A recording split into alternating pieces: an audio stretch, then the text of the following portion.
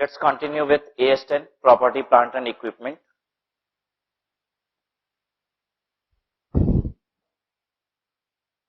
Look at question number 9.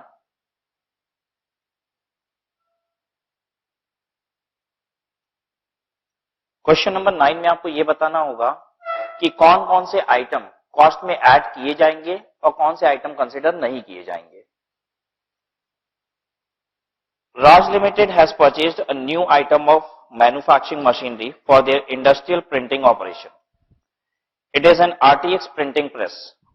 Machine का नाम है RTX printing press, which has been imported from an overseas supplier and will be transported from the docks to the factory by a heavy vehicle due to its large size and weight.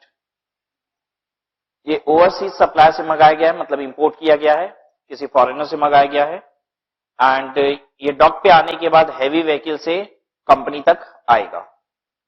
The asset will be installed in the existing factory following the dismantling and removal of old press.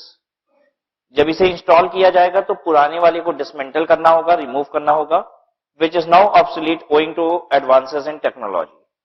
आज की technology बहुत different है और पुरानी machine इस technology के हिसाब से थी नहीं, इसीलिए हम उसे हटा रहे हैं. Determine if the following cost can be added to the invoiced purchase price and included in the initial recognition of the cost of asset. हमने जितने भी आइटम ऑफ एक्सपेंडिचर थे उसके बाद दो कॉलम दे दिया है आपको, इंक्लूड और एक्सक्लूड. आपको बताना होगा कि इस आइटम को इंक्लूड करना है कॉस्ट में कि नहीं करना है. ठीक है, इंक्लूड करने का मतलब दोनों चीजें हो सकती है, ऐड करना है या फिर लेस करना है, और एक्सक्लूड करने का मतलब होता है कंसीडर ही नहीं करना है. ठीक है, यू नीड नॉट कंसीडर का मतलब एक्सक्लूड, इंक्लूड का मतलब ऐड और लेस. ठीक है, तो जब आप एक्सक्लूड बोलेंगे तो आपको फर्दर कुछ नहीं बोलना पड़ेगा, लेकिन जब भी आप इंक्लूड बोलिएगा तो हमें फर्दर ये भी बताइएगा कि आप उस आइटम को ऐड करने वाले हैं कॉस्ट में या फिर लेस करने वाले हैं. सबसे पहला, consultant fee for choosing the new asset. किसी कंसल्टेंट से आपने कंसल्टेंसी ली with regard to choosing the asset, कि मतलब मशीन ए खरीदे, बी खरीदे कि सी खरीदे, उस कंसल्टेंट से आपने ये कंसल्टेंसी ली है, उसके लिए फीस भी पे की है. What is to be done? This is to be excluded. ठीक है, तो एक्सक्लूड वाले कॉलम में इसमें टिक लगा दीजिए. ठीक है, दूसरा देखिए, अ trade discount received of 5% of the purchase price of the asset. Include करेंगे, लेस कर दें, ऐड कर दें, लेस कर दीजिएगा.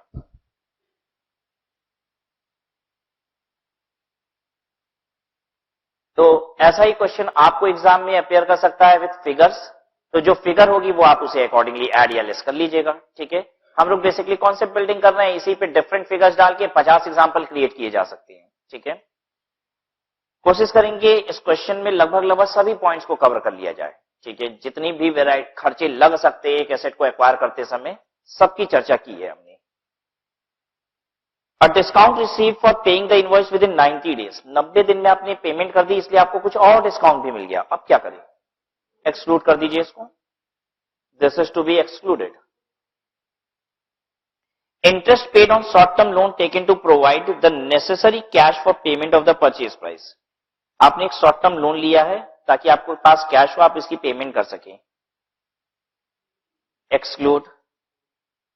शॉर्ट टर्म जो इंटरेस्ट होते हैं वो सब एडमिनिस्ट्रेटिव एक्सपेंस कहलाते हैं, उसे कभी भी मशीन की कॉस्ट में कैपिटलाइज नहीं किया जाता है. लेकिन अगर आप लोन लेते हो specifically for acquiring a machine which is a long term loan, तो उसके इंटरेस्ट को कैपिटलाइज कर दिया जाता है till the period the asset is ready for use. Till the date asset is ready for use, and once the asset is ready for use, उसके बाद का इंटरेस्ट तो कहां चार्ज होगा? पीएल में.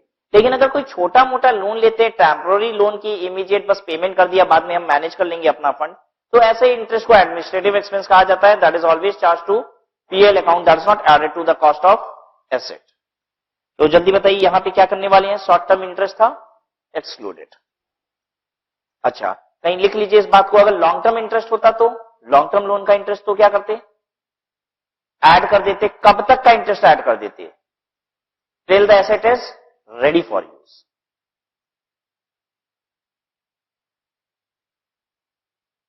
इंपोर्ट ड्यूटीज पेड, बताइए include करना है, क्या करें?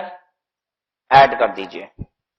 Shipping cost and cost of road transport, मतलब विदेश से आया था ना, तो शिपिंग कॉस्ट भी लगी थी, शिप से जो माल आया, फिर उसके बाद रोड से मतलब डॉक जहां पे आ गया पोर्ट पे, वहां से माल फिर कंपनी तक आया, तो फिर रोड ट्रांसपोर्ट वाले खर्चे भी लगे। ये सबका क्या करना है, इंक्लूड करिए, ऐड कर दीजिए। इंश्योरेंस फॉर द शिपिंग, जब विदेश से माल आ रहा था शिप के जरिए, तो आपने क्या किया था, फ्रेट तो दिया, साथ में इंश्योरेंस भी कराया, इन ट्रांसिट इंश्योरेंस उसे कहते हैं, ठीक है। तो शिप से जब माल आ रहा था तो वो इंश्योर्ड भी था उस पीरियड के लिए कि कहीं डूब ना जाए माल, वो इंश्योरेंस का खर्चा इंक्लूड कर दीजिएगा, ऐड कर देंगे। An economic development rebate from the state, होता क्या है, कभी कभी क्या करती है गवर्नमेंट, बैकवर्ड एरिया में इंडस्ट्री लगा रहे हो, मशीन खरीद रहे हो, तो एक काम करते हैं 10% कॉस्ट कौन बियर करेगा, गवर्नमेंट कहती है हम बियर करेंगे, ठीक है। मतलब किसी भी किस्म का आप इकोनॉमिक डेवलपमेंट कर रहे हो देश के लिए, स्टेट के लिए, तो कभी कभी गवर्नमेंट आपको रिबेट प्रोवाइड कर देती है कॉस्ट में। इसका क्या करना है, कॉस्ट से क्या करें हम लोग, लेस कर देते हैं, इंक्लूड करना है, ठीक है, इंक्लूड लेस कर दीजिएगा। VAT paid on the purchase, exclude करेंगे। VAT is a recoverable tax, ठीक है, नॉन रिकवरेबल टैक्सेस को जोड़ा जाता है। Cost of laying a new concrete slab and installing special rubber counted footing for the new press in order to reduce vibration during use. देखिए, एक नया concrete slab डाल रहे हो आप, क्योंकि आपको लगता है कि एक्जिस्टिंग जितने भी स्लैब्स हैं, स्लैब का मतलब क्या होता है, फ्लोर क्रिएट कर रहे हो, ठीक है। कह रहा है कि एक्जिस्टिंग फ्लोर्स आपको कमजोर लग रहे थे उसके लिए, तो ये किया आपने, और फिर उसके ऊपर रबर का कुछ फाउंडेशन बनाया आपने। बेसिकली रबर वो आइटम है जिसपे आप अगर मशीन वगैरह रखेंगे तो मशीन हिलेगी नहीं, ठीक है। तो कह रहा है ये खर्चे हुए, इसका क्या करें, इंक्लूड करना है, ऐड कर देना है। Hire of a crane to transfer the press from the vehicle into the factory, truck से व्हीकल तो आ गई, फिर व्हीकल को फैक्ट्री में रखने के लिए क्रेन बुलाया गया, क्रेन ने ट्रक से लिफ्ट किया और उठा के कहां रख दिया, फैक्ट्री में। इसके खर्चे को इंक्लूड करेंगे, ऐड कर देंगे।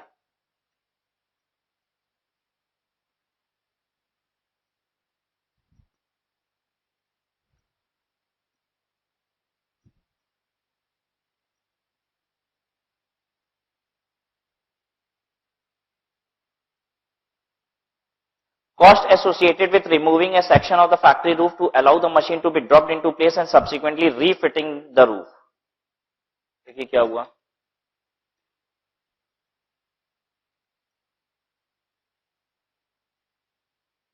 ये बाहर ट्रक पे एक मशीन रखी हुई है, ये बिल्डिंग है, ठीक है। एक क्रेन बुलाया गया, इस क्रेन ने इस मशीन को लिफ्ट किया और उठा के ऊपर से बिल्डिंग के मशीन को उतार दी, ठीक है।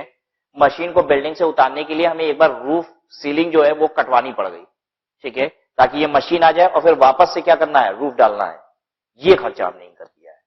मतलब मशीन ऐसी छोटी मोटी मशीन नहीं थी कि सीढ़ियों से जा सके, कहीं भी ऐसा ऑपरेशन नहीं था, तो हमें ऊपर से रूफ काट के मशीन को अंदर करनी पड़ी और उसके बाद वापस से रूफ डाल रहे हैं। हाँ, इंक्लूड कर देंगे, ऐड कर देंगे।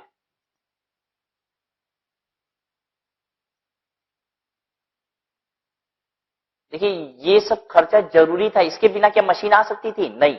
अगर कोई ऐसा खर्चा होता है बस ऐसे ही कर लिए, शौक से कर लिए अपने, तो वो खर्चे कैपिटलाइज नहीं होते हैं। लेकिन ये तो मशीन का ही खर्चा है, मशीन की वजह से हमें रूफ काटना पड़ रहा है, ठीक है। Third, cost of installing sound proofing in the roof at the same time in order to provide protection of for workers in other parts of the factory building. हमने क्या किया, साउंड प्रूफिंग कर दी, ठीक है, ताकि ये जो मशीन का साउंड है ये पूरे बिल्डिंग में ना जाए, बाकी वर्कर्स डिस्टर्ब ना हो, इसलिए हमने साउंड प्रूफिंग कर दी। इसको क्या करना है, कहां इंक्लूड, मशीन में, बिल्डिंग में, मशीन में इंक्लूड नहीं होगा। देखिए, मशीन की वजह से खर्चा नहीं लगा है, ठीक है। मशीन आवाज करती है तो ठीक है, सही है ना आवाज, ये तो फैशन है ना। मशीन आवाज करती है इसलिए हम बाकी वर्कर्स को एक कंफर्ट दे रहे हैं, एक लग्जरी दे रहे हैं कि आपको ये आवाज परेशान नहीं करेगी, ठीक है। साउंड प्रूफिंग करके आप मशीन की वजह से खर्चा नहीं कर रहे हो, आप बिल्डिंग को इंप्रूव कर रहे हो। आपकी बिल्डिंग अब ऐसी हो गई है कि कोई भी साउंड एक जगह जो होता है वो दूसरी जगह पे डिस्टर्ब नहीं करेगा, ठीक है। That is not in cost because of machine. अब ये अगर कैपिटलाइज भी होगा, अगर ये छोटा मोटा खर्चा होगा साउंड प्रूफिंग का, तब तो रेवेन्यू की तरह चार्ज कर देंगे। और अगर ये बड़ा खर्चा होगा और अगर आपको लगता है कि इससे बिल्डिंग की वैल्यू बढ़ी है, इनहांस हुई है, तो ये कैपिटलाइज होगा, लेकिन कहां होगा? बिल्डिंग में होगा। आई बात समझ में? फिर से आप हमें आंसर कीजिए, क्या ये एक नेसेसिटी दिख रही है आपको? हमने साउंड प्रूफिंग कर दिया, सबको मालूम है हेवी मशीनरीज जितनी भी होती हैं वो आवाज करती हैं। साउंड प्रूफिंग करना ना करना ये तो क्या है, कंपनी का आउटलुक है, ठीक है। तो इसे आप लिखिए एक्सक्लूड में। कैसे एक्सक्लूड किया, तो रीजन भी लिख लीजिए, आपको याद रहे, not a necessity, not a necessity, ये जरूरत नहीं है।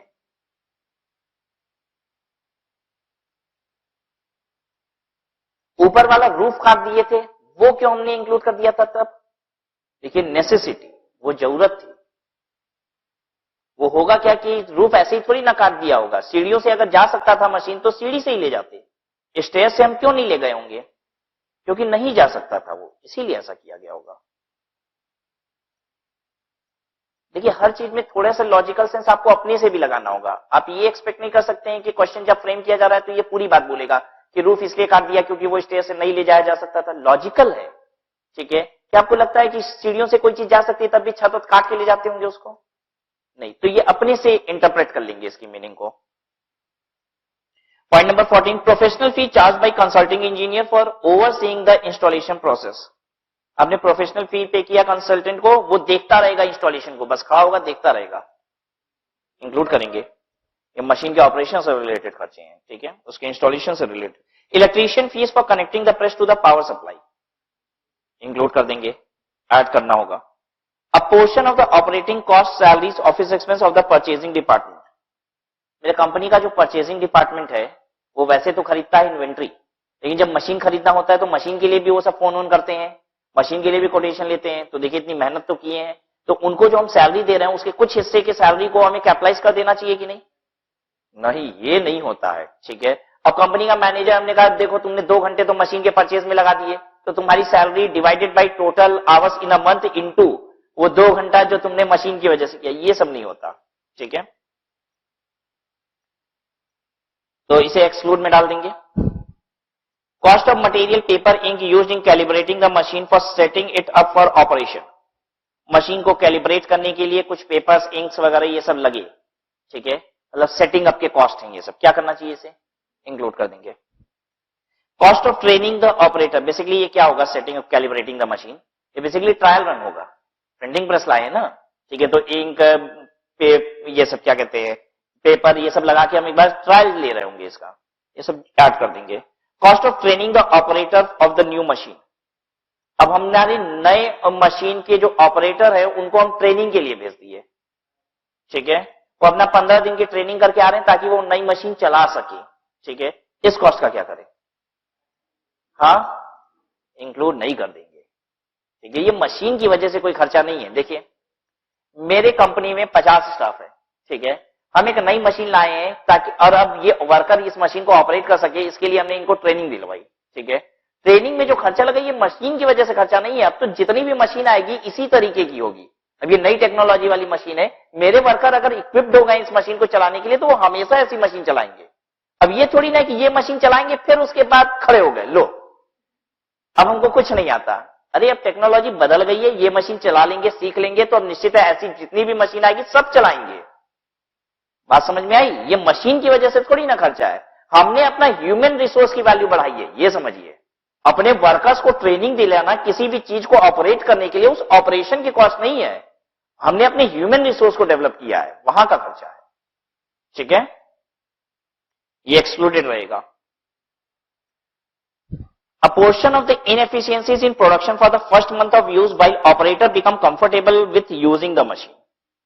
कह रहा है कि स्टार्टिंग महीने में वर्कर ठीक से काम नहीं कर रहा था, ठीक से काम नहीं कर रहा था इसलिए प्रोडक्शन वगैरह कम हुई, प्रोडक्शन कम हुई तो कुछ घाटा हुआ, ठीक है, तो वो घाटे का क्या करे, वो एक्सक्लूड, उससे कोई भी मशीन का लेना देना नहीं है, ठीक है, that is to be excluded. तो ऑलमोस्ट सारी बातों को कवर करने की कोशिश की गई है। इसी तरीके के पॉइंट्स आपको आएंगे और आपसे कहेगा कि total cost of the machine बताइए, ठीक है। तो जिन आइटम्स को आपने इंक्लूड एक्सक्लूड दिखा है वो न्यूमेरिक फिगर से साथ होंगे तो आप अकॉर्डिंगली उसे ऐड और लेस कर लेंगे। Now coming to point number 7, examples of cost which are not cost of an item of property plant and equipment, underline कर लीजिए वर्ड नॉट कॉस्ट, ये सब कॉस्ट नहीं है और ये सब कभी भी आप मशीन में मत जोड़ दीजिएगा। Cost of opening a new facility of business such as inauguration cost, आप एक प्रिंटिंग प्रेस खोल रहे हो, ठीक है, तो इनॉग्रेशन की है, इनॉग्रेशन में सबको लड्डू खिलाए, तो लड्डू की कॉस्ट मशीन में जोड़ देंगे? नहीं, ठीक है। उसके बाद cost of introducing a new product और service including cost of advertising and promotional activities, आप एक मशीन से नया प्रोडक्ट बनाओगे तो उस नए प्रोडक्ट की एडवर्टीजमेंट करा रहे हो, पेन बनाने की मशीन खरीदे, पेन का एडवर्टीजमेंट करा रहे हैं, तो मशीन की कॉस्ट में जोड़ दे? नहीं। Cost of conducting business in a new location और with a new class of customer including cost of staff training, ये क्या है? अभी मेरा बिजनेस था एक्स प्लेस पे, अब हम उसको रिमूव कर रहे हैं, मेरा बिजनेस जा रहा है वाई प्लेस पे, पूरी फैक्ट्री की शिफ्टिंग कर रहे हैं। फैक्ट्री में जो शिफ्टिंग हो रही है उसमें मशीन की भी शिफ्टिंग हो रही है कि नहीं हो रही है? तो उस मशीन पे क्या लग रहा है? बोलिए। उस मशीन पे कुछ नहीं लग रहा है, उस मशीन पे फ्रेट लग रहा है, ठीक है, एक जगह से दूसरी जगह मूव करने का खर्चा लग रहा है, वो खर्चे को क्या करें? मशीन की कॉस्ट में कैपिटलाइज कर दें? नहीं, वो सब रेवेन्यू खर्चे हैं आपके, ठीक है। फिर देखिए उसके बाद administration and other general overhead cost, administration related खर्चे, जनरल ओवरहेड, ये सब कुछ हम चार्ज नहीं करते हैं। जैसे कि मेरा मैनेजर है, उसने 2 घंटा क्या किया, मशीन के परचेज के समय अपना समय डिवोट किया, ठीक है, तो मैनेजर की सैलरी का 2 घंटा निकाल के, 2 घंटे की मैनेजर की सैलरी निकाल के मशीन की कॉस्ट में ऐड नहीं करते हैं। Point number 8, recognition of cost in the carrying amount of an item of property plant and equipment keys is when the item is in the location and condition necessary for it to be capable of operating in the manner intended by management। कह रहा है कि carrying amount of property plant and equipment में recognition बंद हो जाता है, मतलब कोई भी नया आइटम ऑफ एक्सपेंस नहीं जोड़ा जाता है जब मशीन इस लायक हो जाता है, मशीन इस लायक हो जाता है कि कंपनी जैसा चाहती थी वैसा मशीन है ऑपरेट करने के लिए। मतलब यह है कि मशीन रेडी फॉर यूज है, ठीक है। कुल मिला के मशीन अगर रेडी फॉर यूज है तो अब कोई भी खर्चा कैपिटलाइज नहीं होगा, रिकॉग्नाइज नहीं होगा as property plant and equipment. Therefore, cost incurred in using or redeploying an item are not included in the carrying amount of that item. For example, the following costs are not included in the carrying amount of an item of property, plant and equipment. Again underline कर लीजिए word not, ये भी include नहीं करना है। Cost incurred while an item capable of operating in the manner intended by management. अच्छा, बार बार एक word use हो रहा है, एक सेंटेंस यूज हो रहा है, capable of operating in the manner intended by management, दिख रहा है? Capable of operating in the manner intended by management, management जैसा चाहती थी उस तरीके से मशीन कैपेबल है ऑपरेट करने के लिए, इसका मतलब होता है रेडी फॉर यूज, ठीक है, machine is ready for use.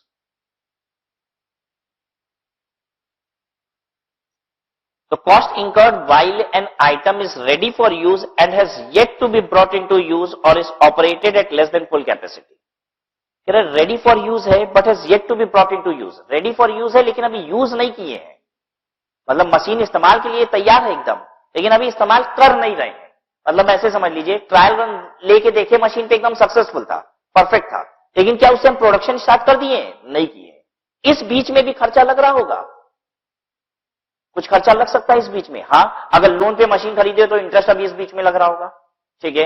इस बीच में मशीन पे और भी छोटे मोटे खर्चे लग सकते हैं, ठीक है, छोटा मोटा रिपेयर वगैरह कहीं ना कहीं जरूरत हो सकती है, भले हम यूज नहीं कर रहे हैं, ठीक है। ये सारे खर्चे का क्या होगा? पीएल में चार्ज होंगे, ये कैपिटलाइज नहीं होंगे, ठीक है। मशीन में खर्चे कब तक कैपिटलाइज होते हैं? जब तक मशीन रेडी फॉर यूज ना हो जाए। Once it is ready for use, अब खर्चे कैपिटलाइज नहीं होते, ठीक है। या फिर कह रहा है आपने यूज नहीं किया, या फिर यूज तो कर रहे हो but not at full capacity, मतलब जो मशीन हम खरीदे हैं वो 1 साल में 1 लाख यूनिट बना सकता है, लेकिन जिस रेट से अभी हम प्रोडक्शन स्टार्ट किए हैं उस रेट से 10,000 यूनिट ही साल भर में बनेगी, ठीक है। यानी अभी हम फुल कैपेसिटी पे मशीन को यूटिलाइज नहीं कर रहे हैं, रेडी फॉर यूज हो गई, प्रोडक्शन भी स्टार्ट किया है but not at full capacity. इस दौरान जितने भी खर्चे होते हैं क्या वो कैपिटलाइज होंगे? नहीं, रेडी फॉर यूज के बाद के खर्चे कैपिटलाइज नहीं होंगे। Initial operating losses, initial operating losses, starting में आप मशीन चला रहे हो तो आप प्रोडक्शन सेंस आपकी लोअर है, इसलिए आपको लॉसेस हो रहे हैं मशीन पे, तो ये कैपिटलाइज नहीं होते, ये बिजनेस लॉस है। Such as those incurred while demand for the output of an item builds up, मतलब जब डिमांड बिल्ड हो रहा है धीरे धीरे, उस समय हमारे जो लॉसेस हो रहे हैं ये मशीन की कॉस्ट नहीं होती है। सी कॉस्ट ऑफ रीलोकेटिंग और रीऑर्गेनाइजिंग पार्ट और all of its operation of an enterprise. अब मशीन आप क्या कर रहे हो, अपनी फैक्ट्री को दो जगह पे कर रहे हो, मतलब एक एग्जिस्टिंग जगह पे तो वही है, साथ में एक और जगह पे हम कुछ मशीन शिफ्ट कर रहे हैं, तो मशीन पे जो शिफ्टिंग कॉस्ट लगती है वो बिजनेस का खर्चा है, ना कि मशीन रिलेटेड खर्चा है, ठीक है। और या फिर हम पूरा का पूरा रीऑर्गेनाइज कर रहे हैं, पूरी इंडस्ट्री शिफ्ट कर रहे हैं, कह रहे दोनों ही केस में वो मशीन रिलेटेड खर्चे नहीं होते, वो कंपनी के खर्चे होते हैं। 9. Some operation occur in connection with construction or development of an item of property, plant and equipment, but are not necessary to bring the item to the location and condition necessary for it to be capable of operating in the manner intended by management. These incidental operations may occur before or during the construction or development activities. क्या कह रहा है?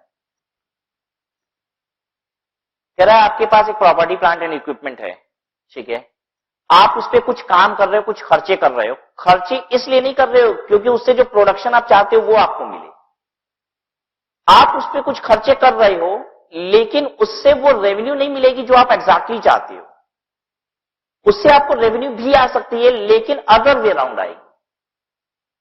Example से समझते हैं इस बात को। मेरे पास एक लैंड है, ठीक है, इस पे हम कंस्ट्रक्शन का काम करने वाले हैं, इस पे 5 टावर बनाएंगे, 1 2 3 4, लैंड छोटी पड़ गई, 5, इस पे हम 5 टावर बनाएंगे, ये प्लान है, लैंड एक्वायर कर चुके हैं, पहले टावर का कंस्ट्रक्शन स्टार्ट हो गया है, इसका कंस्ट्रक्शन स्टार्ट हो गया, ठीक है। ये है कि एक साथ फंड अवेलेबल नहीं है, एक एक टावर बनाते जाएंगे, बिकते जाएंगे फ्लैट्स, ठीक है, पैसे आते जाएंगे और टावर्स बनते जाएंगे, ठीक है। इन द मीन वाइल इतनी जगह मेरी खाली पड़ी है, ठीक है, ये हमने पार्किंग पे लगा दिया, बगल में जिस एरिया में हम ये बना रहे हैं 2-3 मॉल हैं, ठीक है, सबकी हमेशा पार्किंग शॉर्टेज रहती है, ठीक है, और भी बहुत सारी शॉप्स हैं, तो हमने कहा कि यहाँ पे पार्किंग चलाते हैं, ठीक है, यहां पे हम पार्किंग चला रहे हैं तो क्या कुछ खर्चे कर रहे होंगे? हाँ, 2 आदमी लगा हुआ है, टिकट काट रहा है, खर्चे तो लग ही रहे हैं, ठीक है, 2-4 बांस बल्ली गाड़े ही होंगे, ठीक है, वो पार्किंग वाला सेट देने के लिए, ठीक है, व्हाटएवर कुछ भी किया, पार्किंग अगर हम बना रहे हैं तो कुछ तो खर्चा लग रहा होगा ना, एक बोर्ड ही लगाए होंगे पार्किंग यहां पे होती है, ठीक है, कार का 50 रुपया, बाइक का 30 रुपया, तो ठीक है, कुछ ना कुछ खर्चे किए होंगे। हम जानना ये चाहते हैं कि इस समय जो खर्चे हो रहे हैं क्या वो खर्चे इनसे रिलेटेड हैं, बिल्डिंग से रिलेटेड, मेरे प्रोजेक्ट से रिलेटेड नहीं। अच्छा, कुछ रेवेन्यू भी आ रही होगी कि नहीं? हाँ, पार्किंग वाली रेवेन्यू भी आ रही है, इसका क्या करना है? क्या ये रेवेन्यू हम अपने प्रोजेक्ट कॉस्ट से रिड्यूस कर दें और जो खर्चे लग रहे हैं वो प्रोजेक्ट कॉस्ट में ऐड कर दें, मतलब बिल्डिंग की कॉस्ट में कैपिटलाइज कर दें?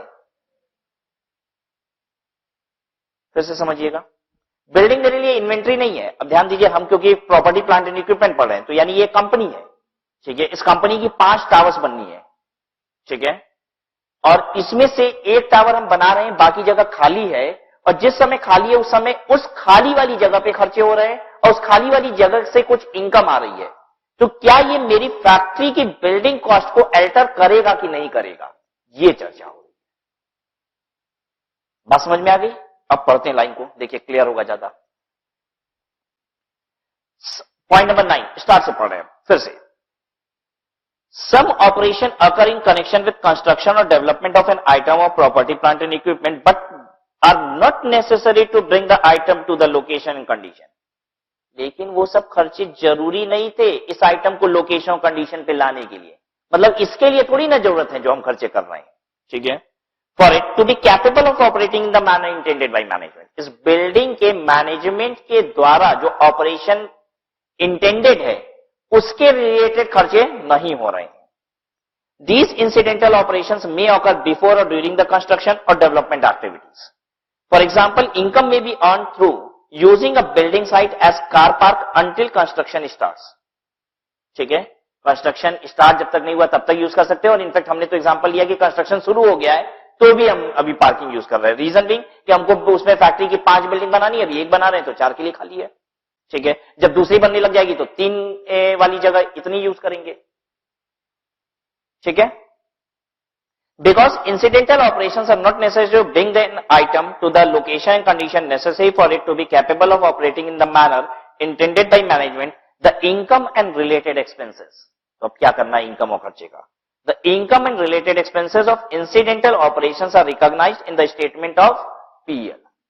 प्रॉफिट एंड लॉस अकाउंट में पार्किंग की इनकम जाएगी और पार्किंग रिलेटेड खर्चे जाएंगे, and included in their respective classification of income and expense.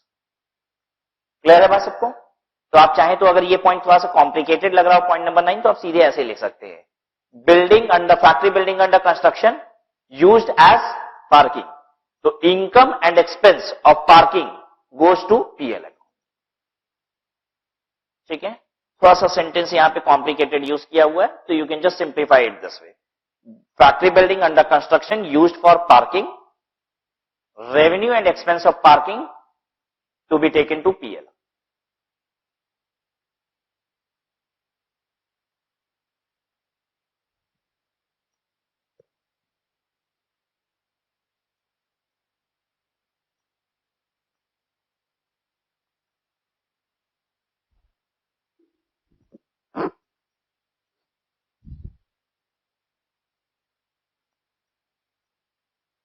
Question 10 point number 10 देखिए, the cost of a self constructed asset.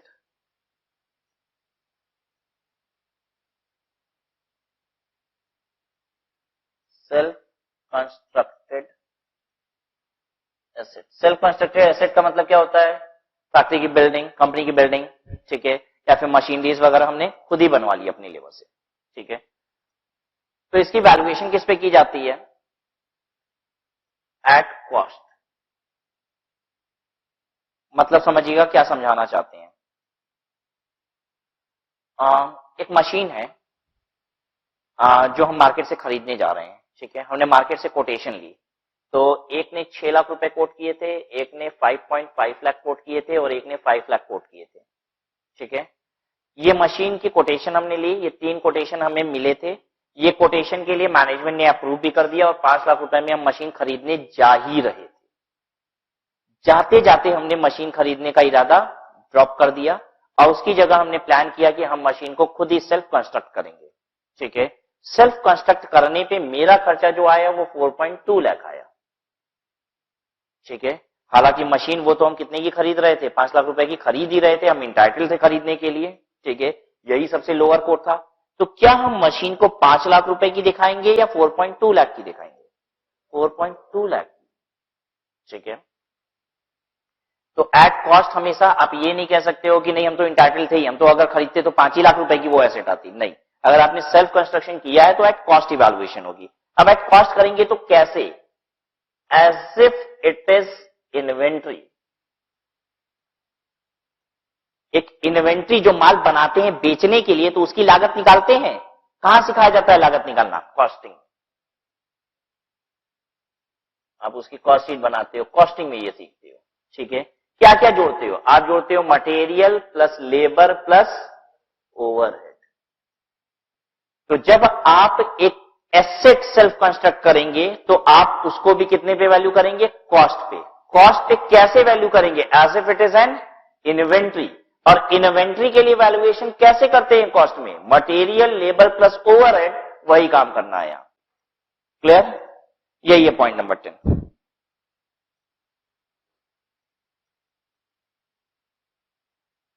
अच्छा, बताइए जरा, चेक करें आपकी पैरेलल कॉस्टिंग की नॉलेज।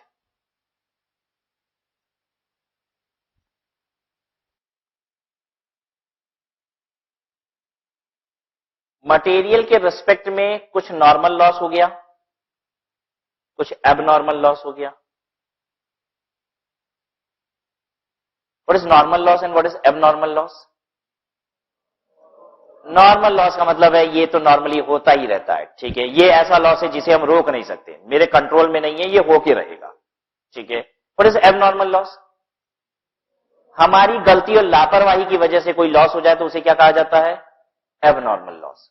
ठीक है, हमने 100 यूनिट आउटपुट बनाया, हमने 100 यूनिट आउटपुट बनाया, जिसमें पता है बनाने में कितना इनपुट लगा, इनपुट वाज 120 यूनिट्स। ठीक है, इस 120 यूनिट्स में से नॉर्मल लॉस है 5 यूनिट और एब नॉर्मल लॉस है 15 यूनिट।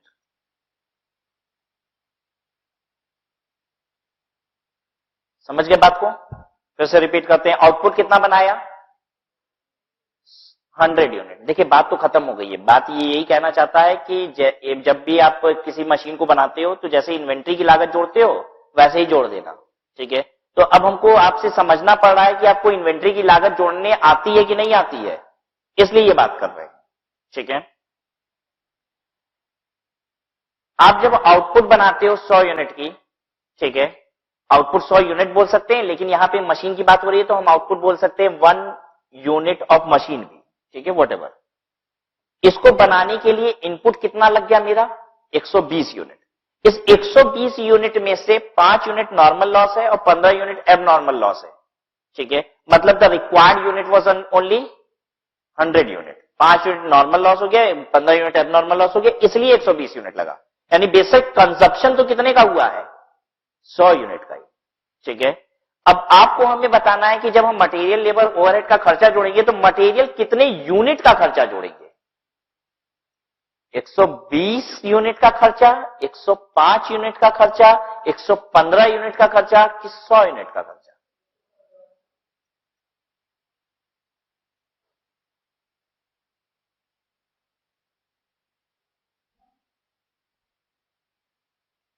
जल्दी बताइए, कितने यूनिट का खर्चा जोड़ेंगे?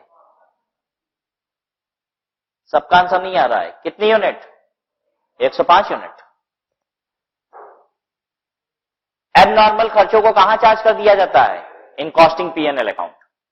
कॉस्ट में आपने सीख रखा है, एबनॉर्मल जितने भी खर्चे होते हैं वो कॉस्टिंग पीएनएल में चार्ज हो जाते हैं और नॉर्मल लॉसेज जितने भी होते हैं वो प्रोडक्शन की लागत में जोड़ दिया जाता है। ठीक है, तो ये बस आपका टेक्निकल नॉलेज चेक कर रहे थे कि आपको कॉस्टिंग आ रही है कि नहीं आ रही है। ठीक है, तो 105 यूनिट इंटू वॉट एवर उसकी कॉस्ट है, ये जोड़ के आप खर्चा निकाल लीजिएगा। ठीक है, लेबर में भी वही होता है कि एबनॉर्मल वेस्टेज होते हैं लेबर की और हमें पेमेंट करना पड़ जाता है, तो वो सब क्या करते हैं? इग्नोर कर देते हैं, वो पीएल में चला जाता है। नॉर्मल वेस्टेज लेबर की हो रही है। ठीक है, अब जैसे सुरती उरती तो पीट के रहेगा, वो मानेगा नहीं। ठीक है, पेमेंट कर रहे हैं कि नहीं उस समय की, करते हैं हम लोग, वो सब जोड़ दिया जाता है खर्चे में। ठीक है, लेकिन कोई भी एबनॉर्मल वेस्टेज हो गया लेबर का, झूठ मूठ का वो बैठा रह गया 3 घंटा, मेरी गलती की वजह से हमने पेमेंट दिया, तो प्रोडक्शन में नहीं जोड़ा जाता, वो कहां चला जाता है? पीएल में सीधे। तो you'll always have to remember कि नॉर्मल लॉसेस को आप कंसिडर कीजिएगा, एबनॉर्मल लॉसेस सारे इग्नोर कर दीजिएगा, जैसा हम कॉस्टिंग में करते हैं। पॉइंट नंबर 10 पढ़ा है, the cost of self constructed asset is determined using the same principle as for an acquired asset. If an enterprise makes similar assets for sale in the normal course of business, the cost of asset is usually the same as the cost of constructing an asset for sale, that is CAS2. तो cost of constructing को underline कीजिए।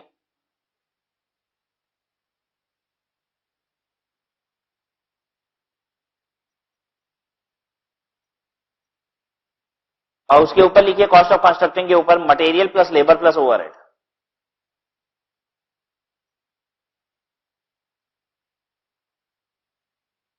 What is the CAS2? हाँ, valuation of inventory.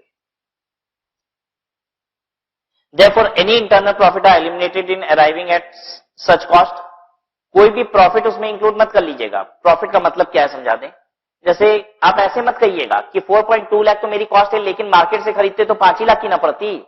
ये तो bare minimum cost था market से खरीदने को, और हम इंटाइटल भी थे मार्केट से खरीदने के लिए। बोर्ड ऑफ डायरेक्टर्स ने ये अप्रूव भी कर दिया था कि ये मशीनरी हमको मार्केट से खरीदनी है, तो हम इसको 5 लाख की मान के 5 लाख पे रिकॉर्ड कर रहे हैं। कह रहा नहीं, कोई इंटरनल प्रॉफिट आप रिकॉग्नाइज नहीं कर पाओगे। अगर आपने खरीद लिया होता तो 5 लाख की होती, लेकिन नहीं खरीदा तो कितने की दिखाएंगे? 4.2 लाख। ठीक है, जैसे इन्वेंट्री वैल्यू करते हो वैसे ही करना पड़ेगा। Similarly, the cost of abnormal amount of wasted material, labor or other resources incurred in self-constructing an asset is not included in the cost of asset. ये तो पता है ना आपको, ठीक है। वेस्टेज, एबनॉर्मल वेस्टेज जो भी होता है वो इन्वेंट्री की वैल्यूएशन में भी कंसिडर नहीं होता, तो यहां भी नहीं होगा। AS16 बोरोइंग कॉस्ट, एक एसेट को कंस्ट्रक्ट कराने के लिए, एक्वायर करने के लिए अगर आप कोई भी लोन लेते हो तो उसकी इंटरेस्ट कॉस्ट भी कैपिटलाइज हो जाती है till the asset is ready for use, ठीक है। AS16 borrowing cost establishes criteria for recognition of interest as a component of carrying amount of self constructed item of property plant and equipment. कह रहा है AS6 अगर satisfy करता है आपकी condition और आप उसी कंडीशन के अंतर्गत आपने खर्च किए इंटरेस्ट के, तो वो कैपिटलाइज कर दिया जाएगा, ठीक है। तो आप चाहें तो शॉर्ट में लिख सकते हैं कि interest shall be capitalised till the asset is ready for use.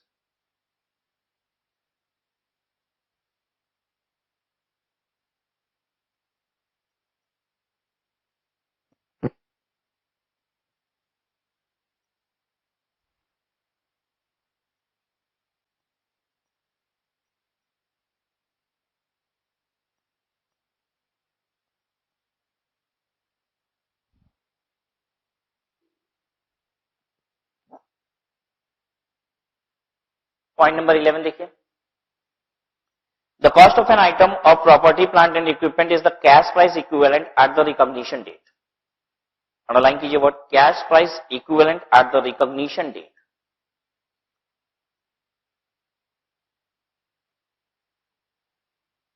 If the payment is deferred beyond normal credit terms, the difference between the cash price equivalent and the total payment is recognized as interest over the period of credit unless such interest is capitalized in accordance with AS16।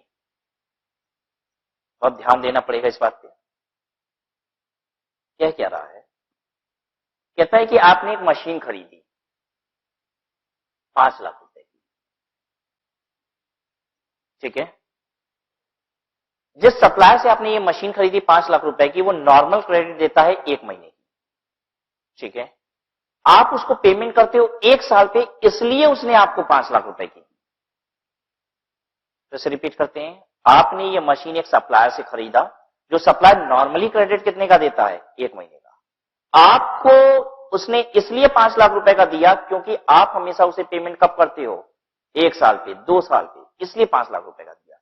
एक बात बताइए, इसका मतलब machine की cost क्या 5 लाख रुपया है? नहीं। उसमें अगर आप इतना ज्यादा समय लेते हो ना, तो अकॉर्डिंगली उसने क्या किया है पता है? इंटरेस्ट कंपोनेंट जोड़ लिया है। तो कह रहा है कि अब property plant and equipment 5 lakh रुपए की रिकॉग्नाइज नहीं होगी, कितने पे होगी? जो अंडरलाइन कराया था, cash price equivalent at the recognition date.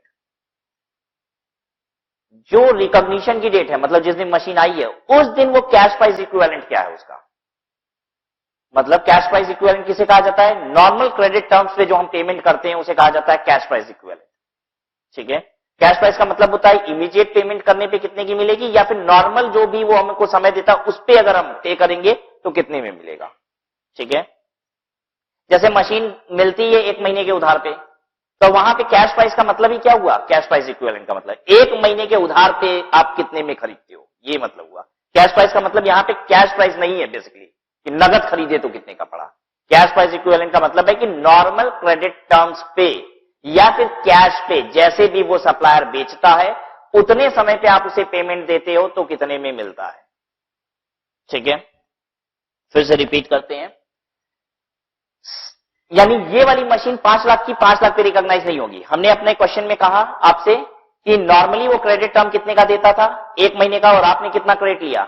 1 साल का, तो इसलिए उसने 5 लाख रुपए का दिया, तो मशीन 5 लाख की रिकॉग्नाइज नहीं हो, ठीक है। दूसरी बात, मशीन 1 महीने के उधार पे वो देता है 4,70,000 रुपए की। ध्यान से सुनिए, मशीन 1 महीने के उधार पे सप्लायर देता है 4,70,000 रुपए की, लेकिन अगर साल भर का उधार लोगे तो भी वो देता है, लिख के साल भर के उधार पे 5 लाख रुपए। आपने साल भर के उधार पे लिया है, मशीन कितने पे रिकॉग्नाइज होगी? क्या 5 लाख रुपए पे रिकॉग्नाइज होगी? अब आपको ये सोचने वाली बात है कि वो तो कह रहा है कि 1 साल का उधार ले लो, ठीक है, तो क्या इस 1 साल को नॉर्मल क्रेडिट टर्म कहेंगे? नहीं। नॉर्मल क्रेडिट टर्म उसे कहेंगे जहां पे रेट एकदम लोएस्ट है। आई बात समझ में? वो एक महीने पे कितने का देता है? 470। तो यानी कैश प्राइस इक्विवेलेंट किसे कहा जाता है? 470 को। आई बात समझ में? वो ऐसे भी बेच सकता है, एक महीने के उधार पे इतने का, 2 महीने के उधार पे इतने का, 1 साल के उधार पे इतने का और 2 साल के उधार पे इतने का। ठीक है, वो तो कह के दे रहा है 2 साल के उधार पे इतने का, तो भी क्या जितना आप पे करोगे 2 साल के उधार के लिए, क्या वो कैश प्राइस इक्विवेलेंट है और क्या उतने पे मशीन रिकॉग्नाइज होगी? नहीं होगी। ठीक है,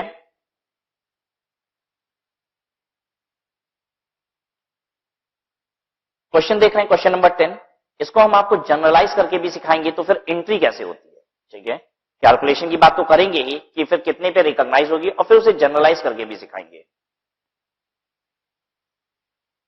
पॉइंट नंबर 11 में एक लाइन और लिखी है, and the total payment is recognized as interest over the period of credit.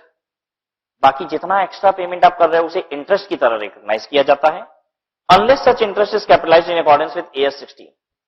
अगर वो एएस 16 के हिसाब से इंटरेस्ट रिकॉग्नाइज नहीं होना चाहिए तो वो एक अलग बात है। ठीक है, मतलब कि एएस 16 के हिसाब से उस इंटरेस्ट को कैपिटलाइज कर देना चाहिए, मशीन की कॉस्ट में ही जोड़ना चाहिए, तब तो मशीन की कॉस्ट में जोड़ देंगे।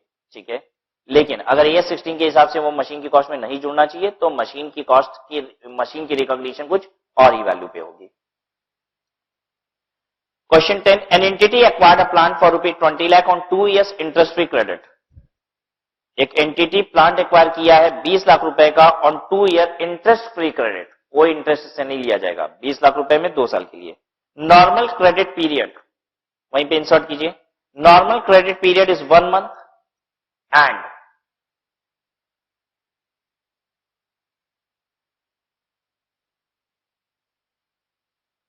नॉर्मल क्रेडिट पीरियड एक ही महीना है। ठीक है, and an appropriate discount rate is 10% per year. Market में डिस्काउंट रेट यानी कि इंटरेस्ट रेट क्या चल रहा है? 10%। Calculate value at which plan to be recognized in books. Question समझ में आ गया? फिर से समझा देते हैं। हमने एक महीने के उधार पे लिया है, कितने का? कंपनी कितना उधार देती है, जो सप्लायर मेरा वो कितना उधार देता है? एक महीने का। हमने कैसे लिया है? 2 साल के उधार पे, कितने में? 20 लाख रुपया। क्या वो हमसे कुछ इंटरेस्ट भी मांग रहा है? नहीं, बस वो 20 लाख रुपया ही मांग रहा है, इंटरेस्ट भी दे रहा है हमको। ठीक है, तो अब एसेट कितने पे रिकॉग्नाइज होगी?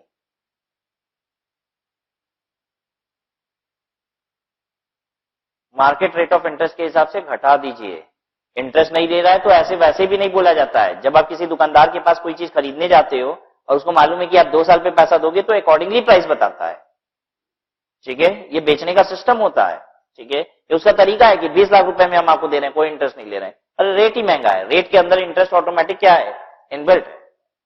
ठीक है, देखिए अब इसे कैसे रिकॉर्ड किया जाता है, इस क्वेश्चन को इंपॉर्टेंट मार्क कर लीजिए।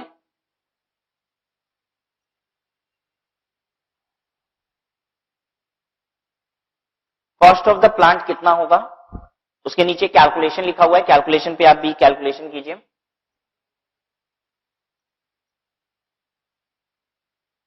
20 lakh into present value factor. ठीक है, कितने परसेंटेज पे? 10% सेकेंड ईयर। अब 2 साल का उधार ले रहे हो ना, 2 साल पीछे खींच लो उसको।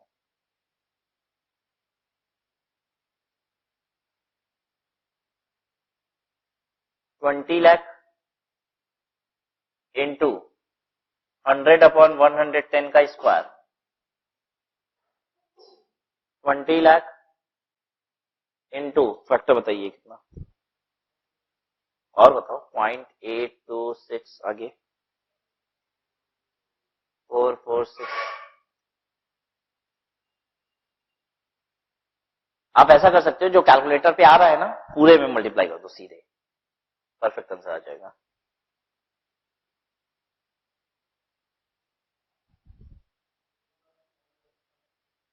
₹16,52,896 92 93 कर दे।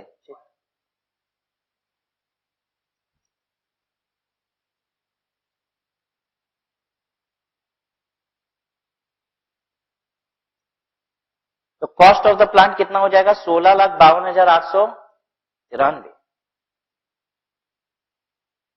बेसिकली क्योंकि हम उसे नॉर्मल क्रेडिट टर्म्स नहीं लेते हैं, ठीक है, हम उसे 2 साल का एडवांटेज ले रहे हैं, तो उसने 2 साल का इंटरेस्ट इंक्लूडेड किया होगा।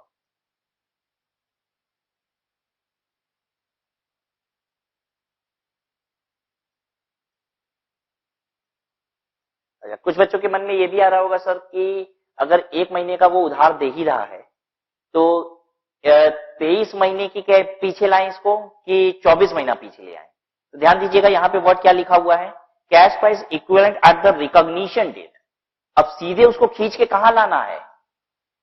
रिकॉग्निशन डेट पे, यानी जिस दिन परचेज किया वहां तक लेके आओ, ठीक है। अच्छा, 1 महीने का उधार दे रहा था फिर, और आप 1 महीने का अवेल भी कर रहे थे, तो जितना वो जो भी प्राइस चार्ज कर रहा था, क्या उसकी प्रेजेंट वैल्यू बनानी पड़ेगी या एज इट इज यूज करेंगे? एज इट इज यूज करेंगे। जैसे हम क्या समझाना चाहते हैं, वो 1 साल का उधार देता ही है, नॉर्मल क्रेडिट टर्म है उसका 1 साल, और आप 1 साल पे पेमेंट कर रहे हो, तो भी क्या उसका कैश इक्विवेलेंट प्राइस निकालना होगा on the date of recognition? नहीं, उसका नॉर्मल क्रेडिट टर्म ही कितना है? 1 साल। तो नहीं बनाना है cash price equivalent. Cash price equivalent तब बनाना है जब उसका नॉर्मल क्रेडिट टर्म कुछ और है और आप कुछ और अवेल कर रहे हो, क्योंकि ऐसे केस में ही वो क्या करता है, आपसे कुछ ज्यादा पैसे लेता है, ठीक है। तो what is the cost of the plant? लिख लीजिए पहली लाइन में, cost of the plant is 16,52,893।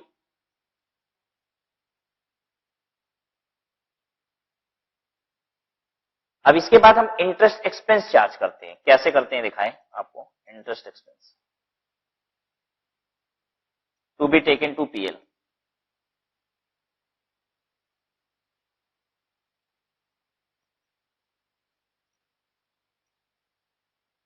First year interest,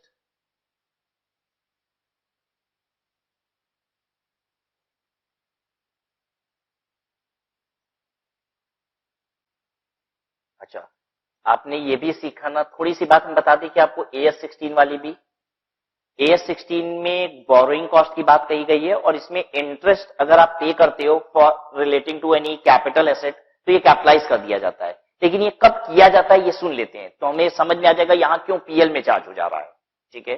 AS16 ये कहता है कि अगर आप एक एसेट को खुद ही कंस्ट्रक्ट कर रहे हो, सेल्फ कंस्ट्रक्ट कर रहे हो, जिसके लिए आपने लोन लिया और कंस्ट्रक्ट करने में आपको समय लग गया 3 महीना 6 महीना, तो जब तक रेडी फॉर यूज नहीं हुआ तब तक का इंटरेस्ट कैपिटलाइज हो जाएगा, ये कहता है। तो क्या हम सेल्फ कंस्ट्रक्ट कर रहे हैं यहां पे? नहीं। दूसरा चीज कहता है परचेज के केस में भी होगा, लेकिन कब? जब हम एक पैसा बैंक से बोरो करते हैं और परचेज करने में 3 से 6 महीने लग जाते हैं, तो आप सोच रहे होगी परचेज करने में क्यों 3 से 6 महीने लग जा रहे हैं? 3 महीना 4 महीना 6 महीना या साल भर परचेज करने में लग जा रहे हैं, क्यों? इतना समय क्यों लग जा रहा है परचेज करने में? ऑर्डर देने के बाद डिलीवरी मिलने में 6 महीना 1 साल ये लगता है। आई बात समझ में? तो हमें पैसा देना पड़ जाता है, पूरा फुल पेमेंट करते हैं, तब जाके हमें एक एसेट आती है और उतने पीरियड का हमें इंटरेस्ट बेयर करना पड़ता है। आई बात समझ में? अच्छा, ऑर्डर दे दे के साल भर रुके रह जाते हैं, ऐसा कौन सा चीज बनवा दिए हम? हाँ, हम एरोप्लेन बनवा रहे हैं किसी कंपनी से, हम किंगफिशर एयरलाइन से एरोप्लेन बनवा रहे हैं, क्या करेंगे? ऑर्डर देंगे, कहेंगे कल डिलीवर कर देना?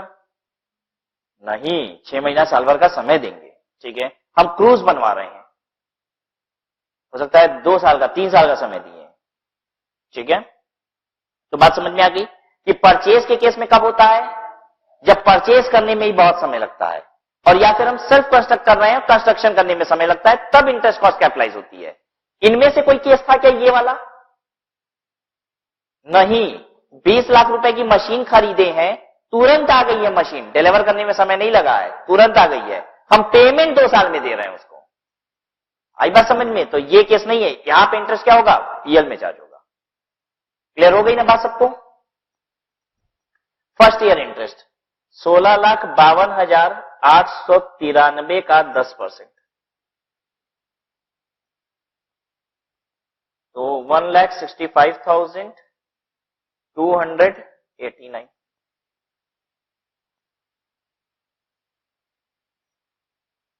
Second year interest is equal to 16,52,893 893 plus 1,65,289।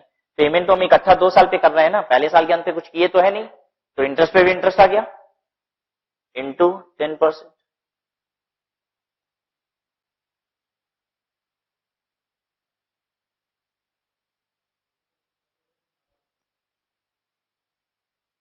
एक लाख 1,81,818।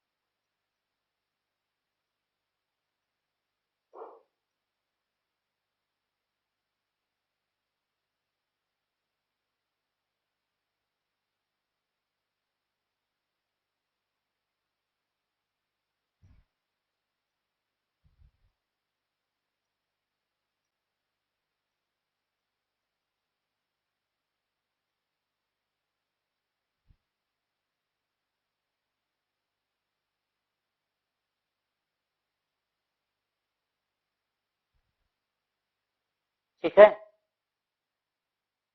देखिए क्या करते हैं हम लोग, आपको दिखाएं अकाउंटिंग कैसे करते हैं। डेट ऑफ परचेज के दिन,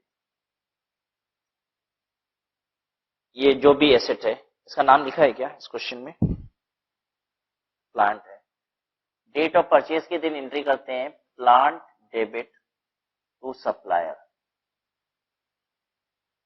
कितने रुपए की प्लांट? कितने रुपए की? हाँ, 16,52,893 की 20 लाख? 16,52,893। अब बात ये आएगी सप्लायर का बैलेंस कितने का? सप्लायर को कितना? सप्लायर को भी 16 लाख रुपया दे दोगे? हाँ, कि 20 लाख देना है उसको? उसको 20 लाख रुपए देने हैं, लेकिन अभी सप्लायर का बैलेंस भी हमारी बुक्स में चलेगा 16,52,893। ठीक है, अब क्या होगा? एट फर्स्ट ईयर एंड, पहले साल के अंत पे एक एंट्री करेंगे, इंटरेस्ट डेबिट टू सप्लायर। और अब देखिए सप्लायर का बैलेंस बढ़ेगा, इंटरेस्ट डेबिट टू सप्लायर, पहले साल का इंटरेस्ट 1,65,289, 1,65,289।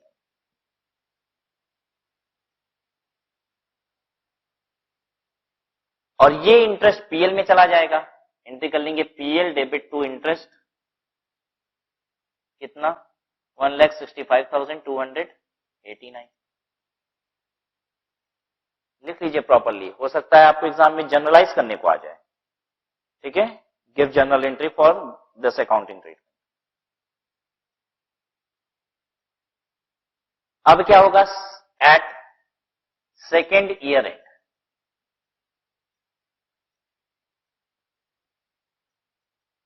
फिर से इंटरेस्ट डेबिट टू सप्लायर, दूसरे साल का इंटरेस्ट है 1,81,818,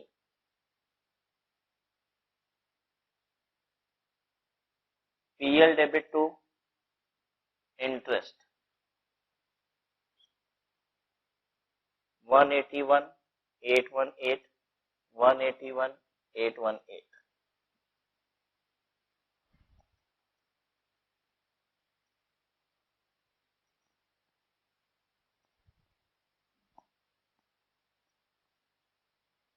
दो साल के बाद सप्लायर को पेमेंट कर दीजिए,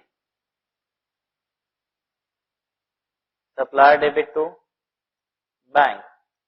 सप्लायर का पेमेंट देखिए इस दिन कितना हो चुका है, ऐड करिए 16,52,893 प्लस 1,65,289 प्लस 1,81,818, 20 लाख हो चुका है। अब सप्लायर को 20 लाख रुपया दे दिया हमने।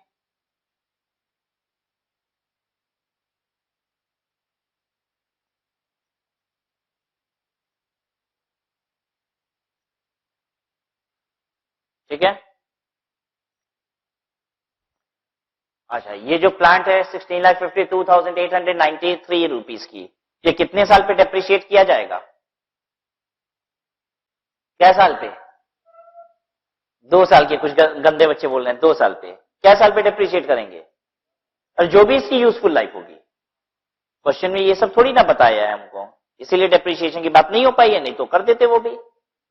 जो भी इस एसेट की यूजफुल लाइफ होगी उस पर डेप्रिशिएट हो जाएगा। 2 साल में तो हम क्या दे रहे हैं, इसकी पेमेंट कर रहे हैं। ठीक है।